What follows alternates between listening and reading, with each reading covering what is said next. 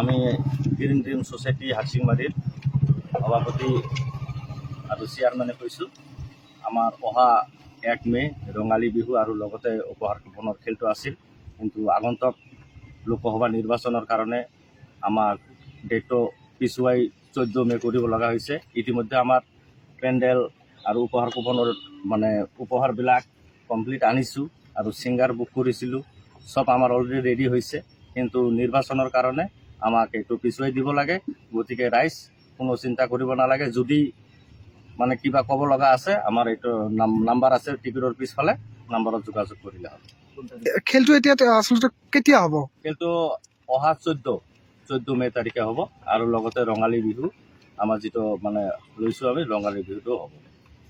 পুৰস্কাৰ কি আছিল আপোনালোকৰ? আমাৰ প্ৰথম পুৰস্কাৰ আছিল ফ'ৰ্চ ট্ৰেভেলাৰ ফ'ৰ্চ আছিল আৰু দ্বিতীয় থাৰ্ড আছিল। অলৰেডি আমাৰ পুৰস্কাৰবিলাকো আহি পাইছে। কিমান কুপন বিক্ৰী হৈছিল?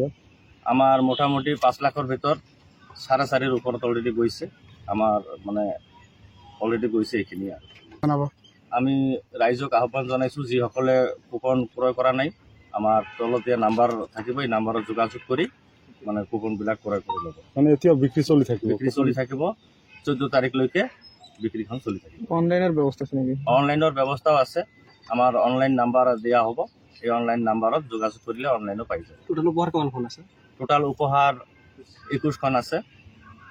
তাৰ ভিতৰত 17খন আমাৰ ইঞ্জিন আছে, ইঞ্জিন গাড়ী চাৰি 17খন আছে আৰু বাকীখিনি বেলেগ প্ৰেছ আছে।